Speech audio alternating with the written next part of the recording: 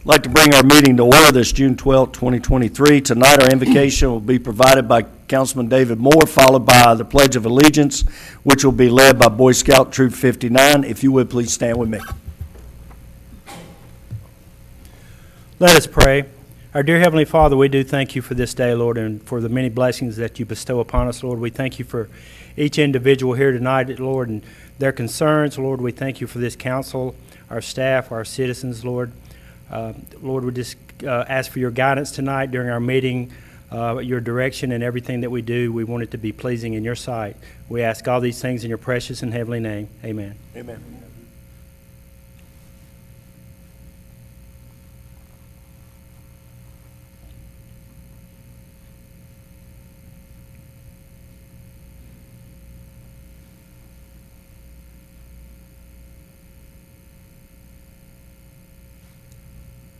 Color guard, advance.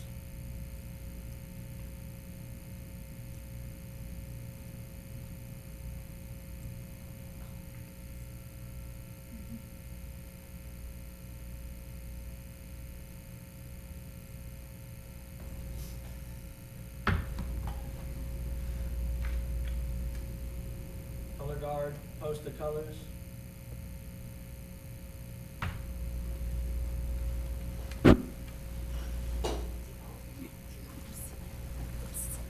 A newbie.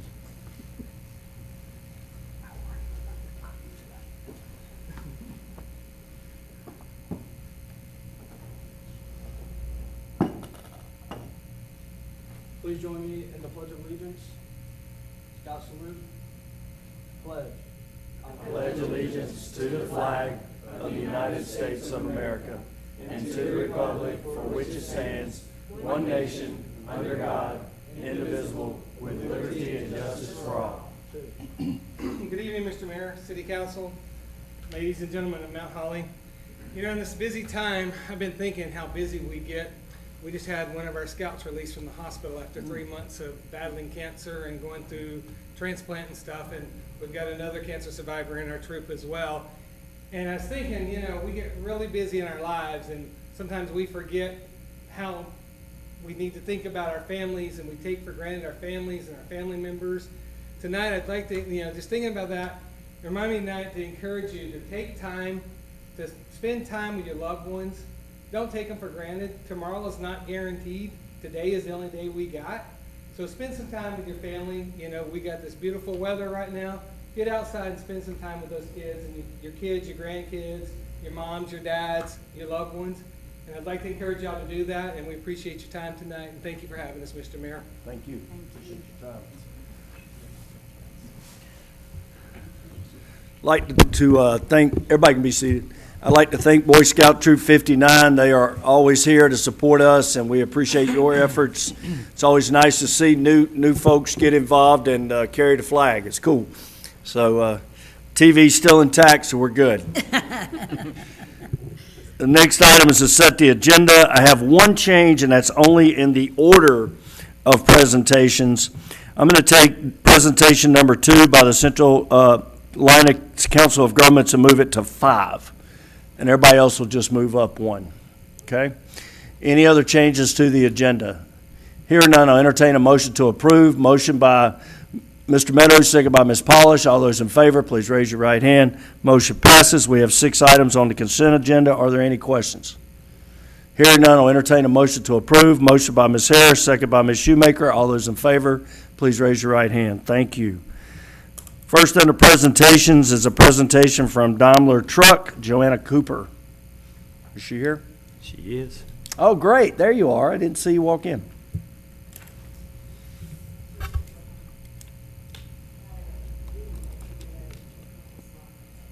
Yeah, he handles that. I don't.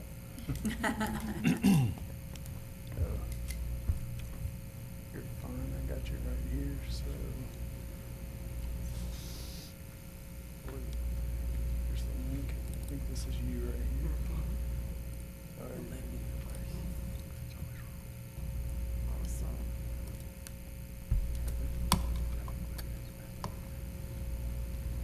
think before I get started with just a few slides to kind of reintroduce myself to you guys in the community, I wanted to show one of our latest purpose videos for Daimler Truck.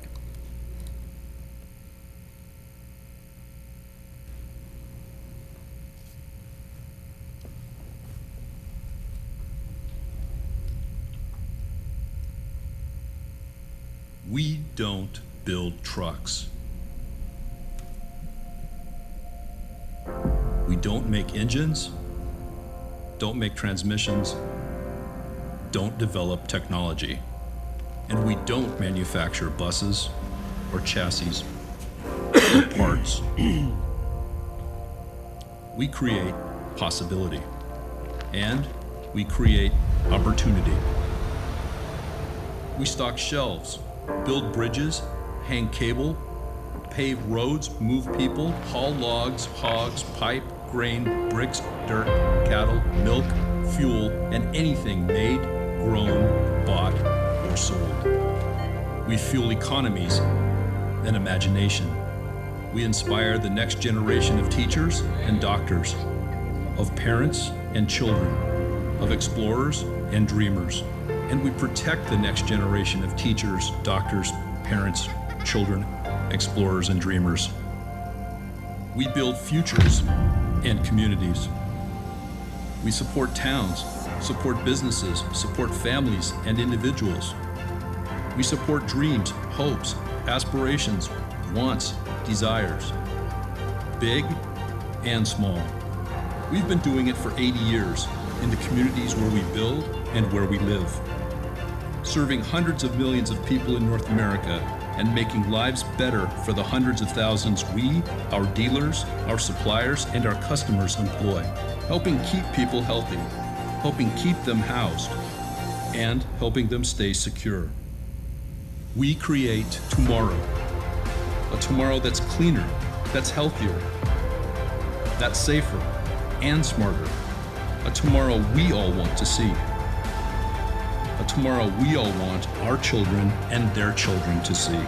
Without us, the world would be a much different place. Because we don't build trucks. We move the world. I still get goosebumps every time I watch that video.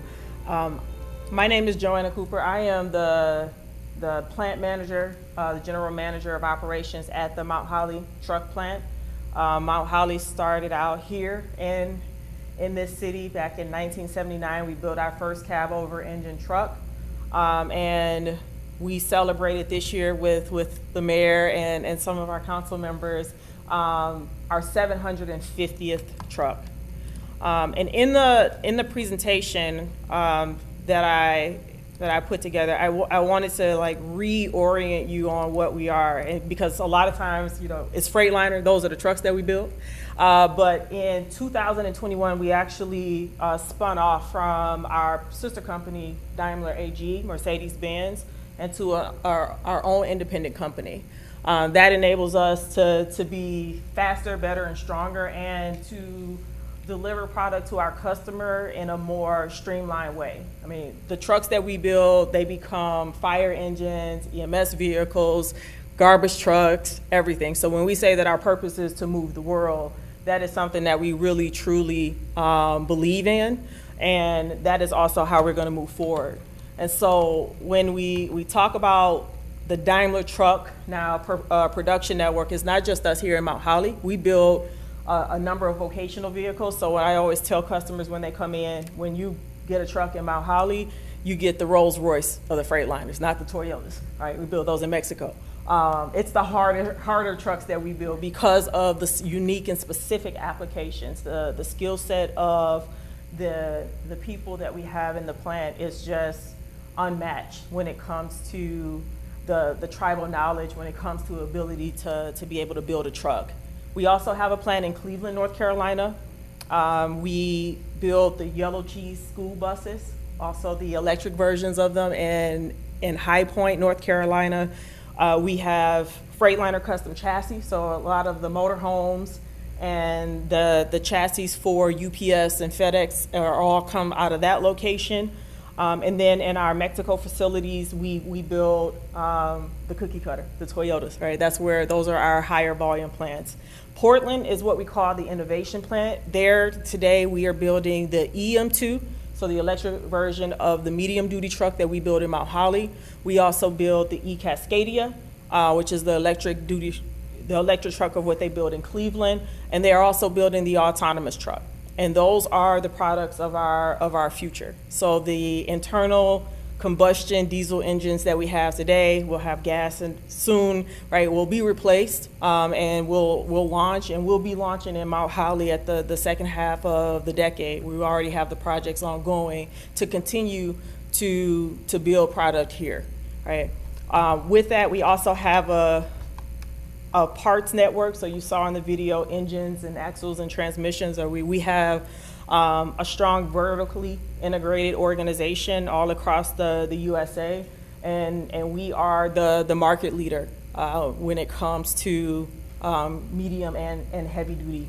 So, you know, I'm at Mount Holly. I'm led by my boss, Jeff Allen, who is the COO of our organization, and we have a phenomenal team and a phenomenal diverse team, 2 women that are running plants. Jane runs the Saltillo plant, which is one of the largest plants in our network.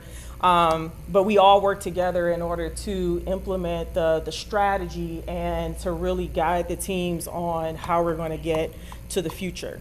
So, as I said, we started in Mount Holly back in 1979. We have roughly 1,700 plus employees running a 2-shift operation and sitting on 639 square feet of space. And as you can see, we got a nice picture that we just took not too long ago. With the first truck, the truck in the center is what we call our M2 Plus, is our newest revised edition of the medium duty truck with a lot more bells and whistles so that drivers can have radar and lane assist and all the things that help to keep other drivers on the road safe. And we're looking forward to the next phase. When it comes to our people, we do a lot with diversity, equity, and inclusion. We like to know that for everyone to know that they can come to our place and they can work. Last year, actually really earlier this year, we hired our first in a long time transgender woman that came from Amazon because, you know, she didn't feel like she belonged, and she was able to come to Mount Holly and be welcome just with that same home. You know, yes, we might believe different things, right? But you know, the people treat each other with respect, and she's been doing an amazing job. And so we always try to do things to make sure that our people can also decorate and take pictures and do all types of things. You all are welcome to come out next week. We will have the Optimus Prime truck that's in the new movie. That is a Freightliner also built here in Mount Holly starting on Monday. It'll be staged on the front pad, so it'll be a great time to come out and get some pictures with the truck that's in the movie that just launched. But we do that so that our people also know that they just don't come to build trucks. It's about them and about the community. And so I'm here to show you, to talk about the past, the future, but we want to continue the partnership with the city of Mount Holly as we move forward. And there are 4 distinct areas that we can work to. One, workforce development. So we are finding that as we hire people, you know, vocational trainings have kind of gone down because everybody had to go to college, but now people don't know how to use the basic tools. So we oftentimes are teaching people going back to the basics. So workforce fundamentals is really important, but also technical training. Skilled trades is in demand like never before. And so getting that word out and letting people know that there is a quality of life and financing that comes with going after some of those technical roles that may not necessarily be an engineer, but they are very relevant and very much needed to keep facilities moving. We've been doing a lot with the high schools, having them come out to actually see what we do, because we know that a number of students are thinking about taking a gap year. Best place to figure out if you want to go to college or not is come work in a plant, right? You can learn what's for you, or we do have tuition reimbursement where a number of our students have taken the opportunity to get an education and then go on and do a myriad of other things within Daimler Truck. Not just here in the Carolinas, we have a broad service network We have people in Portland. I mean, they're all over the U.S., Canada, and in Mexico. So that is really important, as well as workforce accessibility. Our plant isn't easy to get to, so we've already started talking to Gaston County about how we can provide transportation resources to untapped portions of the community. Those who want to work, but they just can't get to work because it's not off of a standard bus route, and things like how we can be creative with logistics, providing resources for those who are disabled. We have a number of disabled people who work in the plant, and women. 40% of our workforce on the shop floor are women. We put in parking for expected mothers this year, but we're putting in nursing rooms. But one of the biggest gaps, especially for a two-shift operation, are the younger women are typically on the off shift, and many of them have to step away from employment because they can't find childcare. So how can we provide solutions where women can also stay in the workplace, provide for their families, and, you know, be parents, right, to be able to do it all. We want to continue to partner for events for the community. That's really near and dear. We have a program called Daimler Truck Cares that is all about how we can give back to the community that we work in, we live and we serve, and we do a lot for the environment. And so we continue to try to increase our energy efficiency, renewable energy use, water use, reducing that, as well as reducing waste. On top of that, like, we are talking with Duke Energy about ways that we can partner to set up charging stations and things like that. So I think that moving forward, we have a lot of opportunity to continue with the long partnership, but also re-engage on some new things that we're trying to do and you all are trying to do to support this community, to keep it going. And so I am grateful for the opportunity to be able to come and speak to you all today. So thank you all for your time. I won't belabor you with slides. But once again, thank you. Thank you. We appreciate you being here. Now, if you stay for a couple more minutes, you'll see some other opportunities you can give to. Okay. Next is a presentation by the Mount Holly Athletic Association donating funds to purchase a PA system for Tuck Park Ball Field. Mark Jusko, Marty Taylor. Okay, thank you, Mayor and Council. Tonight I'm here with Marty Taylor, the president of MHAA, the Mount Holly Athletic Association. He'll be making a donation for the city to purchase a PA system for the Tuckasegee Park Little League field. The relationship that the city and the MHA have is tremendous. They've donated scoreboards, batting cages, equipment, volleyball stands throughout the year, and this is just another prime example of the relationship that we have with them. So I'm going to turn over to Marty here for a minute for the presentation. How y'all doing? I'm here with Jessica Thompson. She's our at-large board member also. I just want to say that this is not the last thing we're going to be doing. We still have some other things in the works, including the state baseball tournament that we hopefully get the bid for. I wanted to put it in y'all's ear now, if we could, to we're thinking about trying to get some scoring huts behind the fields. So just kind of get that in your mind, think about what you would like, what you want to see. We have some plans that we plan on rolling out. We'll get them to y'all to kind of look and see what you like, what you don't like, what you're looking for. But it's something that we're going to start taking donations up for, start looking to put some stuff out there, hopefully to make the state tournament a better thing, plus just have these for the baseball fields going forward. We do everything for the youth. Our motto is it's for the kids. So everything we do goes straight back to Mount Holly. There's no outside. We don't buy anything outside. It goes straight back to Mount Holly Recreation, just so everybody knows. I do appreciate the ability to give to y'all. Thank you. I was just going to piggyback, like Marty said. I'm Jess, and I've been on the MHAA, or part of the MHAA now for coming up on a year, I think. And I think just to piggyback onto what Marty was saying, why do we need the scoring huts? So we are looking for perhaps a way to elevate our park compared to some of the other parks that our boys and girls play ball at. We have already, like Marty was saying, have some plans and a cost that we will be providing to you guys, and maybe even the next meeting. So just keep your ears open for that. That's all I have to say.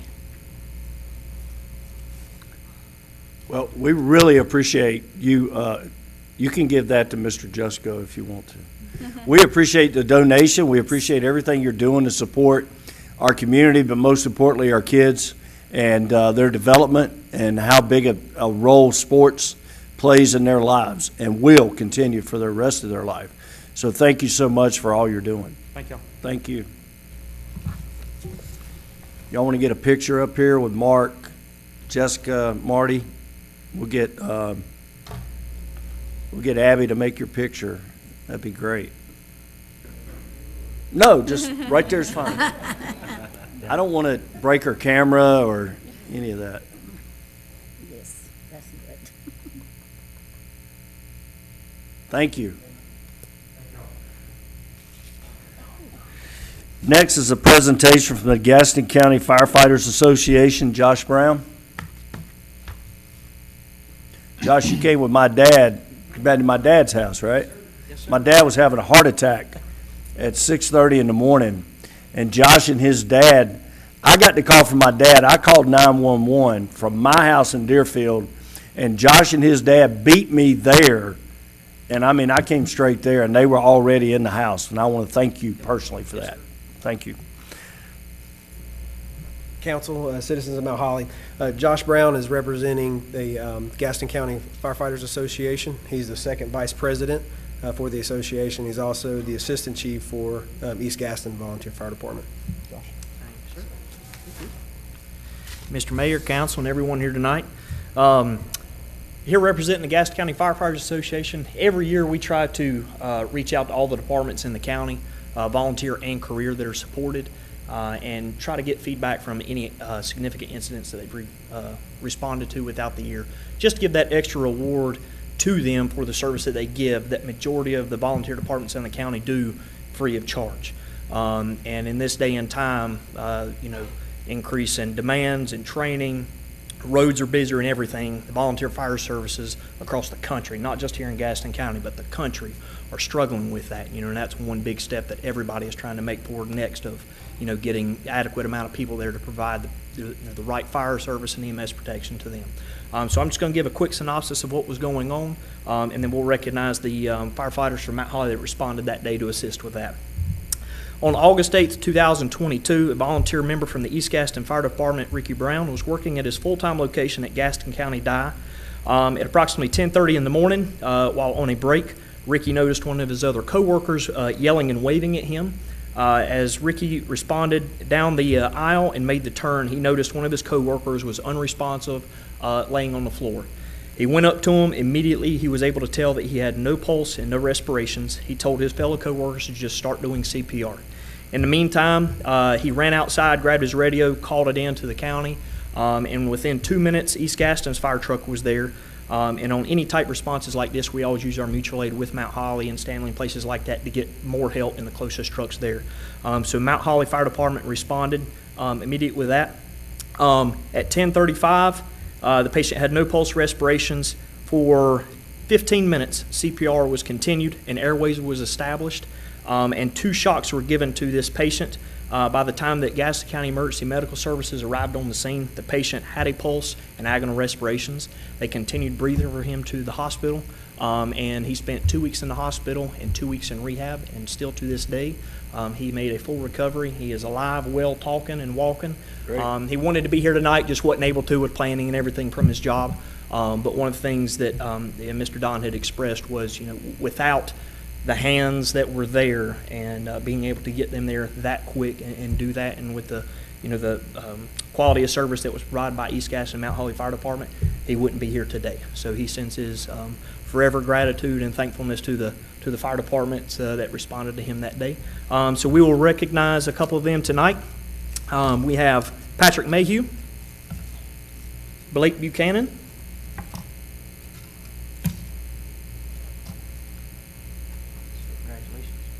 Thank you. And then also Zachariah Wiggs and Hayden Kish, who are also members of the Mount Holly Fire Department, were there as well, but they weren't here to be here tonight. And then we have a certificate that we're going to present to the Mount Holly Fire Department to be able to put up at the fire station.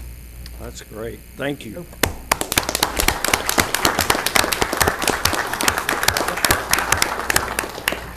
Yeah. If you guys want to come to the front here, we can get a picture. That'd be great. Thank you. Put that on the website and our Facebook page. Ricky Brown's the man. Especially when he cooks. Thank you. Tell Ricky we said hey. All right. A great cook. Next is a presentation by the Mount Holly Police Foundation donating the funding for the first annual Kids Camp. Reeves McGlowan and Kevin Collier.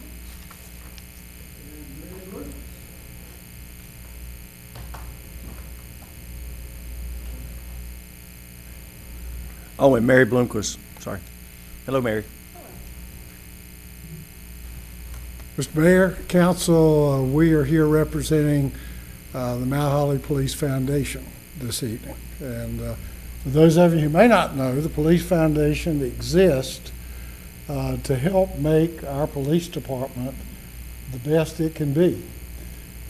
We are one of many police foundations in the state of North Carolina and throughout the United States. I would say to you, our job is easier than most because we have a history in our community of understanding the importance of funding police departments so that they can have the equipment and the personnel they need to do their job. So while other community police foundations are having to provide what I would call the basic cake for a good police department, it's a lot easier for us. We provide the icing. And what we're here to do tonight is to provide that icing. We do and raise money to do what the police department wants us to do, to provide them with what they need over and above what the city and other funding sources provide to them. And so tonight will be what we hope will be the first of many presentations. In fact, the check we've gotten is written with erasable ink so we can come back and use it over and over again. But tonight we're making a presentation to fund a project that's near and dear to my heart as a retired educator, to Kevin's heart as a retired school board member, and to Mary and other members of our board who either have taught or been a part of the Education Foundation and structure over the years. Because it's our pleasure to be here tonight to give our chief, and Brian, there you are, the money that he needs to have the first annual Kids Camp in Mount Holly. And Kids Camp is a camp during the summer for elementary youngsters that is designed to help them understand the role of law enforcement in our community, to also begin to get to know law enforcement officers in a way that most kids don't get to do that. And besides those two things, it's just going to be a fun couple of weeks. The kids are going to enjoy it, and I believe the officers are going to enjoy it. So I'm going to ask Mary and Kevin if they will go and present this check for $2,500 to our chief. And Chief, I want to thank you for the creativity and the initiative you and your staff have chosen to do that. I'm fine right here.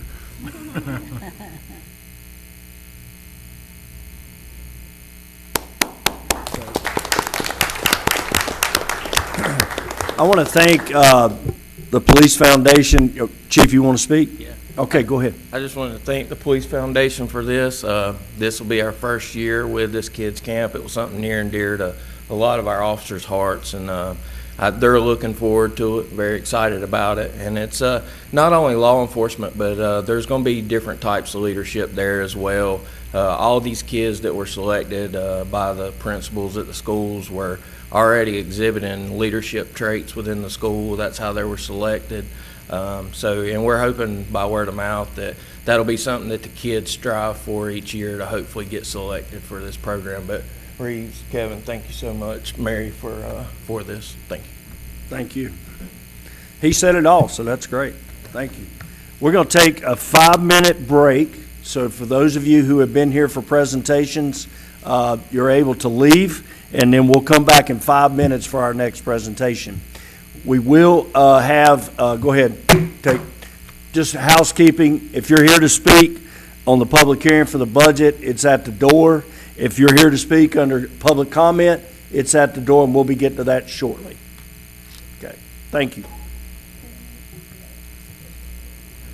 Once everybody gets out, we'll get started. Thanks, man. Appreciate you.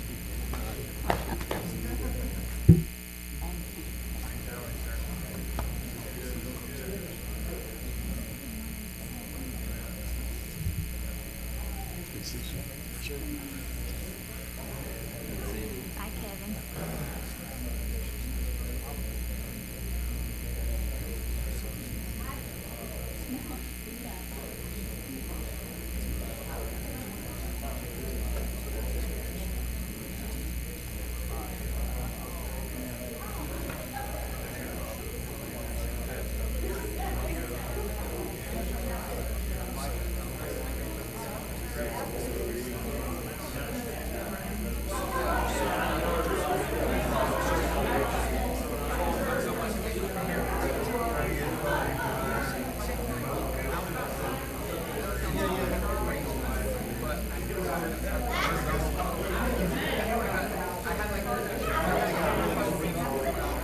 Economic development folks for closed session.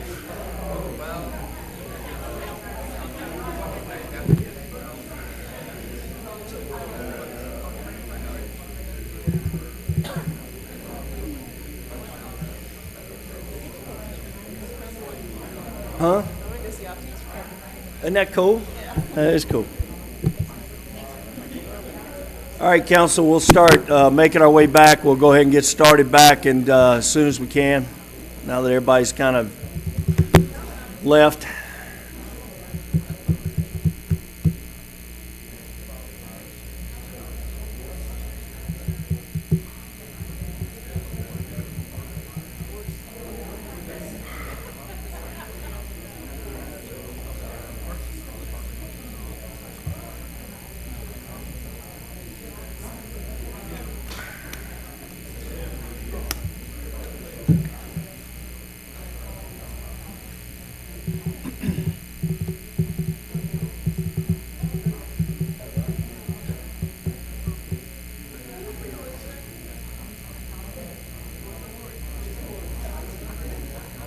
I didn't want to call you out. I know, but it's really just You could have called me out. no, where's Christina? There she is. Okay. It's really just. All right, we'll get started back. Our next presentation is a presentation by Central Iowa Council of Governments Executive Director Geraldine Gardner on the search for a new city manager. So thank you for being here. Thank you for having me, Mr. Mayor, members of the council, Mr. Jackson, and members of the public. I'm gonna, let's see if I get the right folder here. Here we go. All right, my name is Geraldine Gardner. I'm the Executive Director of the Central Iowa Regional Council. And here we go, perfect. This evening, I am going to walk you through the proposal for a manager search and selection process for your new city manager. And I'll be happy to answer questions as we go through the presentation. I believe you have a copy of what I had submitted to Mr. Jackson earlier this week. For those of you who aren't familiar with Central Iowa, we're actually celebrating our 55th anniversary this year of serving the Greater Charlotte region. And our mission is to lead regional collaboration and spark local action so that we can improve quality of life and opportunity across all of our communities. We're proud to have Mount Holly as a member of Central Iowa and recognize Councilwoman Polish for her leadership on our board. One of our two main goals as part of this organization is to really be a helping hand for local governments. How can we support you all and your staff make the best decisions and lead your communities in a way that is going to lead to a thriving future? And having a professionally certified, a high quality, high caliber manager being your partner in leading this community is absolutely essential to our role in helping to be a supportive hand to local governments. The team that will be working on this project, if you choose to work with us moving forward, will be myself. I'll be your primary liaison working with you. Centralina's HR manager, who leads all of our recruitment selection processes, will be the technical expert. And Kelly Weston, who's our government affairs and member engagement coordinator that works and as our liaison to Mount Holly, will help with project coordination and management. Some of our more recent clients that we've worked with regarding HR services, we led the police chief recruitment process and selection for the city of Gastonia. We led an assessment center for them. We do a lot of work with law enforcement, but one of the things that we've added to our portfolio in recent years is offering our local government members free manager recruitment and selection services as part of being a Centralina member. We know sometimes it's difficult for staff who are normally leading recruitment processes to lead the process to select their ultimate supervisor, and we know sometimes that our councils like to have outside support in this very important process. So we feel as being a member of our organization, these are services that we should offer to the city free of charge. So what I'm going to walk you through right now is a little bit about our approach and then some of the details regarding the specific services. So our basic approach to working with our local governments is to align our expertise, the expertise that my team has in doing the work for Centralina, with the needs of our local governments. We're very collaborative in this process, and because we're so collaborative, we're extremely flexible. There's no right way to do this in terms of a formula. There are benchmarks, but if there's a certain process that you would like to take, the timeline that you would like to use to get there, or certain tools along the way, we're adaptable to your needs. So it's about blending our knowledge and expertise of the HR process and the HR world with the timeline and process that you all would like to take. We're a service-oriented organization, so our bottom line is not really at play here. The unlimited meetings, unlimited amount of time that we can spend with you, it's not about profit for us, it's about really meeting our mission of service in the region. Recruitment in this day and age, post-pandemic, is really about telling the story of your organization and telling the story of Mount Holly. You're a unique community. There's a lot of assets and opportunities, and you have a lot of offer that you can offer to a city manager candidate. So one of the things that we would really focus on is telling the story of the opportunity that this position would offer someone coming into the role, and telling the story of the city. So that includes a compelling opportunity statement, really an understanding of the organizational structure, the values that you have as a city council and as an organization, highlighting key aspects of the community. You have a great asset with one of your major employers. I'm sure helping them understand who are their partners in the private sector, who are their community partners, will be a key element to introducing them to the opportunity. Of course, there's the basics that you would include, the key qualifications and competencies, as well as the compensation and the timeline. So recruitment really in this day and age is about elevating yourself as an employer of choice and helping the candidate understand how this would advance their career, because really you're selecting a partner for the administrative side of the city leadership. Some key, successful elements to the process that we think are really important for the board to thinking about now. What is your preference for the different tools in the selection process? I'm going to walk you through some basics, but there's lots of ways to customize this. And then how urgently do you need to have someone in the role? Because that obviously reflects how long the job ad would be out on the street, how long you would take for your selection process. Some boards like the full council to be involved. Other boards set up a selection committee. That's really a choice that you all should think about, and the interplay between a committee and then the full board if that's the direction you'd like to go in. The key qualities and competencies of the position is absolutely vital, so we can help you think through how to frame that in a compelling way for potential applicants. You really want your job description to stand out and not just be something that, you know, a candidate sees on Indeed or the league's website and isn't attracted to the position and isn't wowed by the role. And then lastly, how might you or how would you like to potentially engage staff or the community in the process? And this is something that's becoming increasingly frequent as we see around the country. Cities are offering opportunities for community members to have a meet and greet or a town hall. Staff could have a role in the process as well. Again, these are some of the choices that you could incorporate into the process if that's something you desire.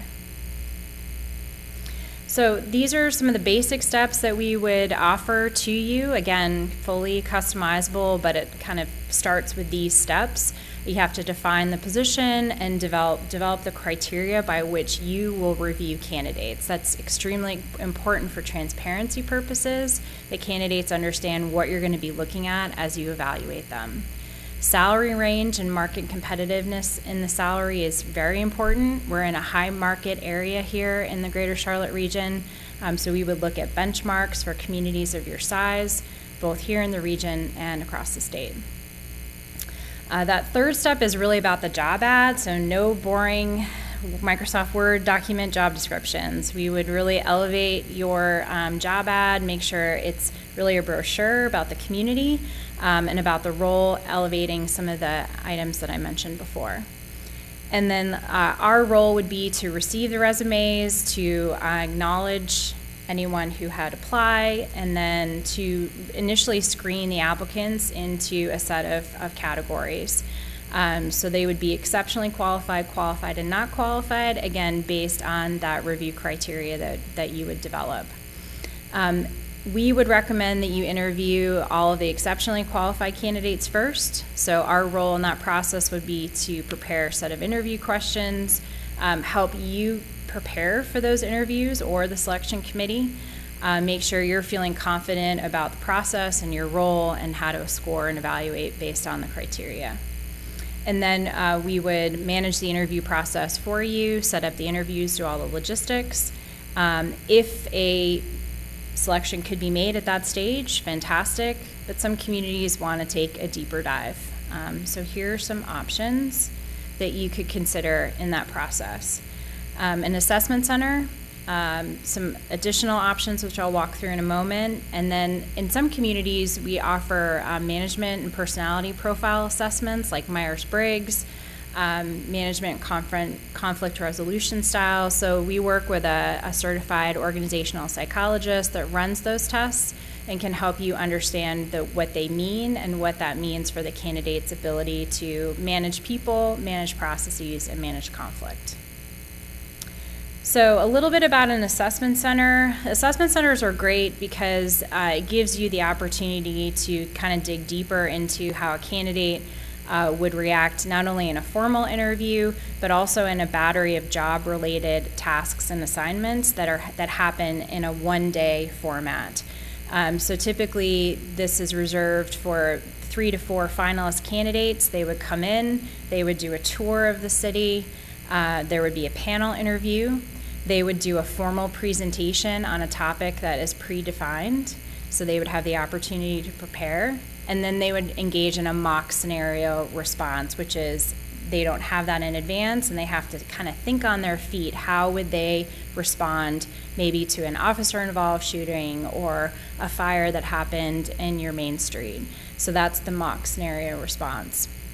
We would recruit assessors from across the region, typically peer managers. The benefit of an assessment center is you're getting that outside perspective, but we can also design the assessment centers so that the council can participate, or members of the staff, or community members. So again, it kind of gets that flexibility. This enables you to kind of see other strengths and weaknesses of a candidate that normally won't be able to happen in one conversation in an interview. These are very intensive, so we do charge for our services to prepare an assessment center. Other ways you can go if you don't want to pursue an assessment center is some of the component parts of one and kind of breaking it out. So a second interview with council, a second interview with staff or community partner organizations. You can do the meet and greet opportunity that I talked about before, or a formal writing assignment or presentation. So it's kind of a mix and match option to dig a little deeper and understand kind of more about the candidate and what they would bring to the table. So if you are interested in working with Centralina, our next steps would be to work with Mr. Jackson or with the full board to really finalize the process design based on your desires, finalize our scope. You have a master services agreement with Centralina, so from a contracting standpoint, it's just a scope of work that we would execute with the city, and we could get started immediately and meet your timeline needs. In the proposal, we did a quick kind of notional timeline based on this. Basically, within 2 weeks, we said to get together kind of the first 3 tasks. So that would be the finalized of the criteria and the job description, the job advertisement itself, and the salary review.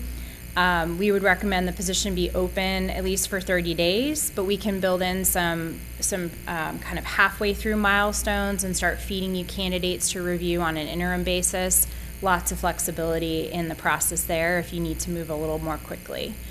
About 14 days to allow for you all to do some scoring before the interviews would be held kind of in early August.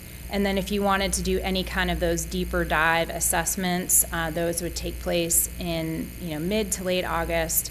And probably by early September, you could be into making an offer and doing background checks. So again, we're very flexible. Just happy to answer any questions that you might have about the approach or the process. Council, what questions do you have? Mr. Meadows. So one of the questions I have is the process as far as who's involved in it. What impact does the confidentiality have on your pool? Your candidate A is currently employed and doesn't necessarily need their current employer to know that they've looked at something, especially if it doesn't work out. Do you have any comments on what kind of impact that has on the candidate pool? Yes, I mean, it's a very competitive hiring environment right now. There are not a lot of open city manager or town manager positions in the state. So we would recommend that you put some confidentiality language in your job advertisement that would allow candidates to at least submit the initial application. We do reference checks usually on finalists. So that would give candidates at least the opportunity to have an initial conversation with you to express any concerns that they might have about their current employer and how to manage that if they are moved on to the next stage. And the follow-up question to that is, I think staff involvement at some level is important, but I'm not sure how to manage both of those. I think council deals with confidentiality type stuff regularly. Yeah. I think we would want, at least I would like to have some element of staff involvement and who's going to lead the team day to day is kind of going to be important, but that confidentiality thing kind of pops up there too, right? How do you manage that? Indeed, and that will also depend upon where your applicants are coming from. If your finalist pool has no applicants from the region, then we can manage that with talking to the individuals that you select from the team to participate and explaining to them how confidentiality works and kind of go from there. If there are a lot of out-of-state candidates, if you have all out-of-state candidates, you could even widen the circle and have more of the public forums that I mentioned before, like the meet and greets and things like that. And some candidates are, depending upon their preferences, are open to sharing that information if they're ready to move on from their current position and their employer is aware of that. So it's kind of a case-by-case basis that we just have to feel our way through depending upon your pool. Other questions? So my take, just knowing our personality and kind of following up on Jeff, would be, putting together a council staff committee to look at it, just to bring 3 finalists to the table, so the council wouldn't necessarily have to be involved. Now, I'm open to anything you want to do, but that has worked in the past. If council would like to review all qualified, or whatever you said, exceptionally qualified candidates, that's fine too. I think more importantly tonight, we need to decide if we want to move forward with COG as our representative to help us find a city manager. And then if we do, the second thing would be potentially meeting on our work session in 2 weeks to get the rest of this nailed down. That makes sense? Yeah, Ivory. I make a motion to move forward with that. Okay. Second, all those in favor, please raise your right hand. Motion passes. So what we can do, unless council, because it's vacation season, okay, it's hard to do a special meeting. But I think everybody has on their calendar 2 weeks from tonight is a work session. So that way you are already prepared for that, and we can meet at that time to go over the process. Is that July 3rd, Mayor? Well, today is June 12th, so that'd be June 26th. June 26th, thank you. I You're lost a welcome. week. If you're available, I don't know. Yes, we will make ourselves available. Okay, Yes. all right. Yeah, we try not to meet on July 3rd or 4th. It's kind of tough. Yeah. So great. We appreciate your time. We look forward to working with you, and then we'll move forward with some decisions. And I like your timeline personally. Great. We love Mr. Jackson, but, you know, this is a difficult process. It is. We look forward to seeing you on the 26th. Thank you. Thank you. Thank you. All right. Next is a public hearing for our 2023-24 budget.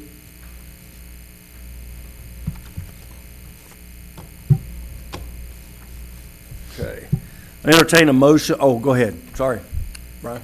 Sorry, sir. I was going to read. Ready to go, man. I No. know. I was going to read the budget highlights. Do if it, that's my friend. Okay. Mayor and council, I'm going to go over, and for the citizens and the people online watching, I'm going to go over some general fund enterprise highlights and then overall budget highlights. So the tax rate will be lowered, is proposed to be lowered to 40.5 cents per $100 of value. Water and sewer rate will enter in year 5, and there will be no increase based on City Council adopting the 5-year water and sewer rate study during FY 2019-2020. This rate is reflected in the proposed fee schedule. The current proposed budget includes COLA of 3% for employees, a salary study increases, and up to 5% merit increase mid-year in longevity. Health insurance will not experience an increase. Liability insurance will decrease approximately $78,643, which includes general liability, buildings, automobile, crime, workers' compensation, and cyber. Mandatory retirement contribution to the North Carolina retirement system has increased to 12.89% for regular employees and an increase of 14.04% for law enforcement officers. New positions are funded in the general fund out of the fire department, and no positions in the enterprise fund. Overall budget increase from $32,743,457 in FY 22-23 to $43,448,324 for FY 23-24, which is a 32.69% increase. There's $1,287,968 of unassigned fund balance is going to be used to balance the general fund budget. General fund highlights. General fund is $21,564,957, which is a 12.77% increase from last fiscal year. Factors that are contributing to this increase are utilization of the fund balance for capital. Council, there's no change in council's compensation. Beautification is funded at $12,500. Tree City budget line is funded at $7,500. Election expense increased due to election year. There's normal operation increases in admin. Salary study increases, COLA and merit program. Administrative IT, contracted services has increased, has FF&E, which is furniture, fixtures, and equipment, includes hardware and maintains a replacement schedule for desktops and laptop computers. Capital includes camera and Wi-Fi upgrades. Administration, building maintenance. All in-house and contracted maintenance activities funded through this department. All utilities will be processed through this department. Capital includes HVAC upgrades at multiple locations and overhead market lights on North Main Street. Police normal operation increases. Capital includes the purchase of 3 handheld radios, 5 vehicles and equipment, 5 new car camera systems, 5 mobile car radios, speed monitoring pole, Glock 45 replacement plan, HVAC command staff offices, and 1 radio consulate, a total of $366,631. Fire has 12 new firefighter positions. Capital includes 2 new fire trucks, ladder truck equipment, land acquisition, and a used fire truck at a total of $2,514,214. The garage has normal operation increases. Streets and solid waste has normal operation increases. Capital includes a knuckle boom truck at $218,000. The pavement plan implementation includes the Belmont Mount Holly Road sidewalk.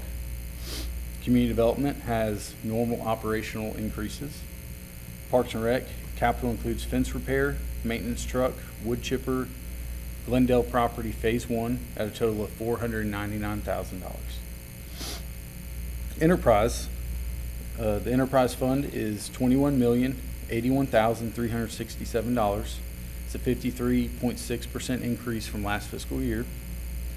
Factors contributing to this are transfer from capital reserve to cover major capital projects.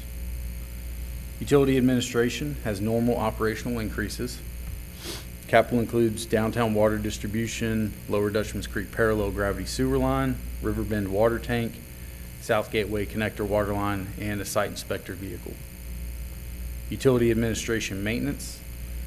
The building maintenance department is responsible for building upkeep only, no water treatment or wastewater treatment activities or equipment maintenance associated with plant function. Items include cleaning, waste management, landscaping, fire alarm monitoring, security intrusion alarm monitoring, extermination, fire suppression, elevator contract, HVAC maintenance. Capital includes replacement of HVAC unit, HVAC building controls, security cameras, and seal coating and restriping of the parking lot. Utility administration, information technology, contracted services for software, web hosting, web page maintenance, telephone maintenance, and internet access.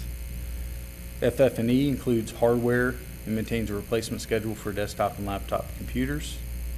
Water has operational increases in chemicals and supplies. Capital includes rebuilding finished water pumps, filter valve actuator upgrades, electrical upgrades, and the lab charge analyzer. Wastewater treatment, operational increase in chemicals and supplies. Capital includes sewer lining program at $400,000 and Dutchman's Creek lift station pump at $40,000.